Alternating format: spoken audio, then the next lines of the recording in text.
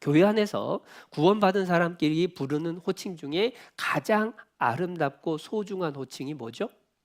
형제님, 자매님이라고 부르는 거예요. 왜 그게 가장 아름답고 소중하냐? 히브리서 2장입니다. 신약 354페이지.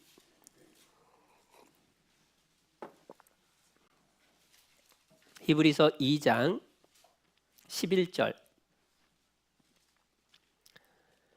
거룩하게 하시는 자와 거룩하게 함을 입은 자들이 다 하나에서 난지라.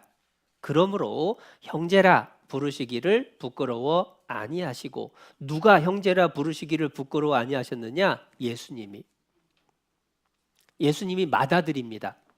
그리고 이후에 구원받은 사람들은 다 동생들이죠. 그래서 그 예수님이 구원받은 우리를 향해서 형제라고 부르기를 부끄러워 아니하셨대요. 기꺼이 누구누구 형제라고 예수님이 우리를 불러주신다는 겁니다.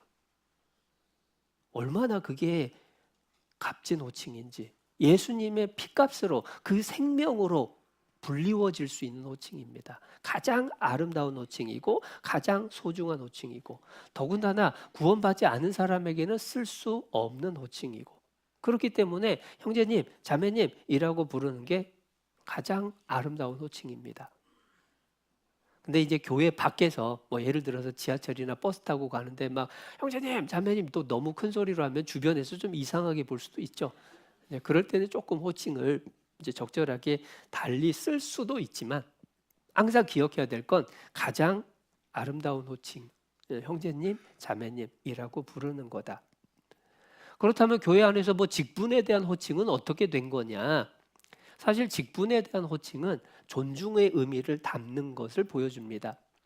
예전에 제가 어느 지역교회 설교를 갔는데 설교 끝나고 점심 먹고 차 마시는 자리에 한 어르신이 오셨어요.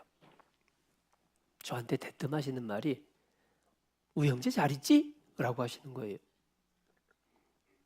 원로 목사님이신 우종옥 목사님을 향해서 우형제 잘 있지? 라고 말씀을 하시는 겁니다. 순간 당황했어요. 이분 뭐지? 얘기를 듣다 보니까 워낙 오래전에 구원받으신 분이세요. 그러니까 우 목사님이 목사의 호칭으로 불리우시기 전부터 아시던 분이에요. 그래서 그냥 우형제라고 편하게 부르신 건데 문제는 저뿐만 아니라 그런 비슷한 일을 겪었던 다른 목사님들이나 형제 자매님들이 그분을 우 목사님처럼 높여주는 게 아니라 그렇게 부르고 행동하는 걸 보면서 그분을 더 깎아보게 되더라는 거예요. 내가 적절한 호칭을 써주는 것은 실은 상대방도 높이지만 나도 높이는 모습이 되는 겁니다.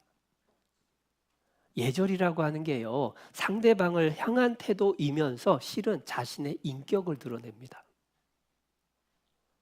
그러니까 예의 없는 사람 보면은 인격적으로 무시하게 되잖아요.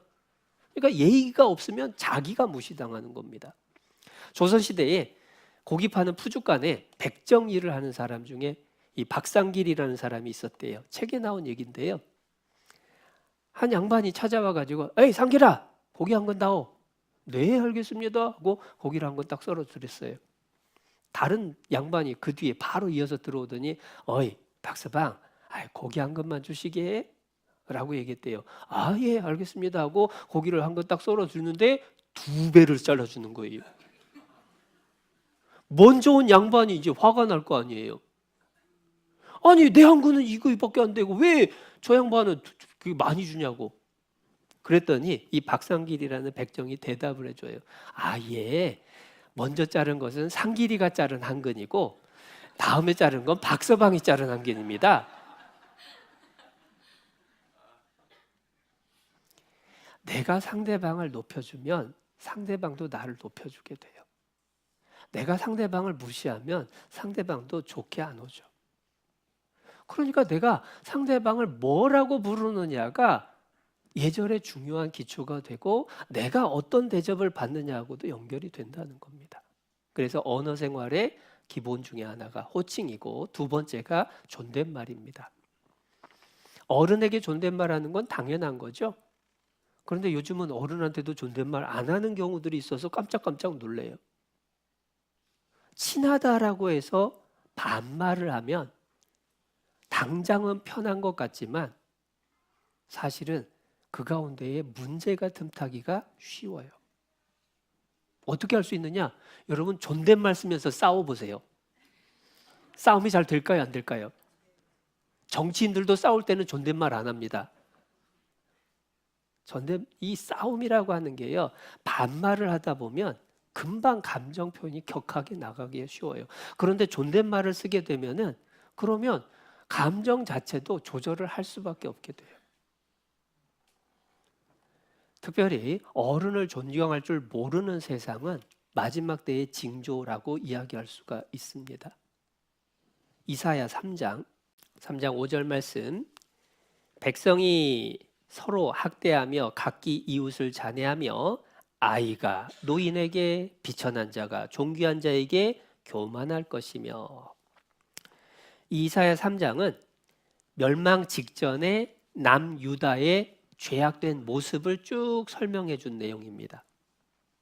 그런데 그 중에 하나가 아이가 노인에게, 비천한 자가 존귀한 자에게 교만하다. 그건 자기가 높아져 가지고 상대방을 함부로 대한다는 얘기죠. 결국은 존댓말 할 줄도 모르고 함부로 말하고 그런 것들이 넘쳐나는 것이 사실은 마지막 때에 멸망하는 백성들의 모습이라는 걸 보여주는 거예요. 그리스도인은 하나님 나라의 백성이기 때문에 존댓말을 쓰는 게 좋습니다. 나보다 좀 어려도 존댓말 써주는 게 좋아요. 그렇다고 해서 우리 어르신들이 유치부 애들한테 존댓말 쓰라, 그 얘기는 아닙니다. 적절한 수준 안에서 내 아들뻘도 안 된다 하면은 존댓말 쓰기가 좀 어렵게 느껴질 수도 있습니다. 그렇다고 막 반말 함부로 하는 것도 아니죠. 그런데 나보다 나이도 더 있으신 분한테 이건 반말도 아니고 존댓말도 아니고 이게 적당하게 막 뒤섞여 갖고 쓰는 것은 사실은 친한 사이에서 웃어 넘겨서 그렇지 옆에서 누가 그 소리 들으면요 마음에 문제됩니다. 이게 상대방에 대해서 존댓말을 쓰지 않으면 옆에 있는 사람이 문제가 되는 경우들이 있어요. 그래서 예절은 나보다 상대방, 모든 사람, 그리고 주님, 그게 더 먼저라고 했잖아요. 그러니까 주변 사람들한테도 문제가 되지 않게 하는 게 예절입니다. 그래서 존댓말을 쓰는 게 좋다. 제가 예전에 우리 교회에 복음을 전해주셨던 길기수 선교사님 이제 설교를 듣다가 그분이 이런 얘기를 하시더라고요. 어렸을 적에 아버지에 대한 추억. 아버지가 목수 일을 하셨대요. 집 짓는 일을 하는 목수. 그런데 그 목수 일을 하다 보면은 같이 일하시는 분들이 아무래도 힘든 일 하시는 분들이 입이 좀 험한 경우들이 많잖아요. 근데 하루는 어떤 일이 있었냐면 아버님께서 도시락을 놓고 가셨대요. 어머님이 아버지 일하는 데에 네가 도시락 좀 갖다 드려라 하고 심부름을 시켰습니다. 도시락을 듣고 아버지 일하시는 곳을 찾아갔어요. 그런데 아버지가 마침 자리를 비우셨습니다. 같이 일하시는 분들이 아버지 곧 오실 거다, 앉아서 기다려라 라고 했어요. 그래서 앉아서 기다리는데 이 같이 일하시는 분들이 입에서 나오는 말이 어린아이 심정에 막 너무 듣기 힘든 거예요. 욕도 섞여서 나오고 상스러운 말도 나오고 음담패설도 나오고 안 좋았던 겁니다. 그래서 고개도 못 들고 왜 저런 소리를 하고 있을까 하면서 막 푹 숙이고 있는데 갑자기 조용해지더래요. 왜지? 하고 고개를 들었더니 아버지가 오신 거예요.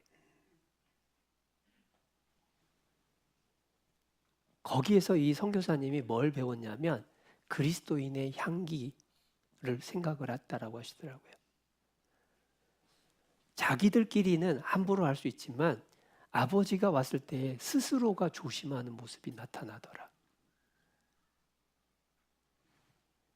우리가 세상에 있는 구원받지 않은 사람들하고 섞여 살 때에 그들하고 똑같게 되면 우리가 구별된 그리스도인 하나님의 백성으로서 우리 자신을 드러내는 방법이 줄어듭니다. 우리가 예의 바른 올바른 말들, 덕이 되는 말들 이런 것들을 하는 것이 결국은 그리스도인을 증거하고 그리스도의 향기를 뿜어내는 그러한 방법이 되는 거예요.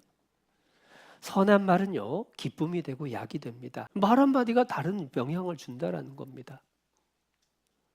근데 그 말이라고 하는 게 사실은 속에 있는 게 튀어나오는 거예요. 선한 사람은 그 쌓은 선에서 선한 것을 내고 악한 사람은 그 쌓은 악에서 악한 것을 내느니라. 아니, 속에 물이 담겨 있으면 흔들어서 튀면 물이 튀어나오는 거고, 속에 주스가 담겨 있으면 흔들면 주스가 나오잖아요. 속에 선한 게 들어있으면 흔들면 선한 말이 나와요. 악한 게 들어있으면 흔들면 악한 게 나와요. 물론 속에 있는 것이 나오는 게 말이지만 그렇다고 속에 있는 거 나오는 대로 내버려 두라, 그 얘기는 아닙니다. 예절은 속에 있는 게 나오지만 그 나오는 것을 걸러서 다듬는 것, 그게 예절이라고 얘기하는 거예요. 여러분, 형제자매가 가족이라고 하지만 예절을 지켜야 돼요. 내 자녀도 들으면 짜증내는 말을 다른 형제자매에게 한다라고 한다면 그거는 교회를 불편하게 만드는 겁니다. 항상 그리스도인들은 어떻게 하면 신앙에 도움이 될까? 상대방에게 유익이 될까? 관계를 더 편안하게 만들까? 이거를 생각을 해야 되는데 그냥 관심은 고맙죠. 그럼 기도해 주셔야지. 그거를 상대방의 입장에서 생각을 안 해보니까 문제가 되는 거예요. 상대방이 어떻게 들을까? 상대방의 심정은 어떨까? 교회 나오고 싶을까? 아닐까? 이것을 생각해 가면서 말을 하면 그 말이 걸러지게 되죠. 그런데 감정 올라오는 대로 생각나는 대로 편하다라고 해서 가족이라는 미명하에 얘기를 한다면 그건 예절이 아닌 거예요. 이 예절은 아무리 남에게 많이 지불을 해도 여전히 자기 재산인 것이 예절이다, 이렇게 설명을 합니다. 실제로 남에게 예절 바르다라는 말을 들을 수 있다는 것은 다 남들이 좋아한다는 뜻이에요. 반대로 무례하다라는 말을 듣는 것은 이미 남들에게 경멸받고 있다, 남들이 나를 가까이 하고 싶어 하지 않는다라는 뜻입니다. 오만에서 비롯된 무례함은 용서하기가 어려워요. 잘난 척하면서 상대방을 무시하는 무례함은 받아들이기가 어렵죠. 또 천박함에서 무지해서 나타나는 무례함은 불쾌감을 줍니다. 그러니까 예절을 챙기는 것은 나와 상대방을 위해서 하나님 앞에서도 너무너무나 중요한 일이다. 그리고 그게 남들을 위한다라고 우리가 설명을 했지만 정작 자기에게 복으로 돌아오는 게 예절이에요. 나의 행동은, 나의 표정은, 나의 언어는, 나의 인사는 어떠냐? 상대를 높이지는 못할 망정 상대방에게 상처를 주지는 말아야죠. 그리스도인의 영적인 싸움은 뜻밖의 사소한 싸움에서 패배합니다.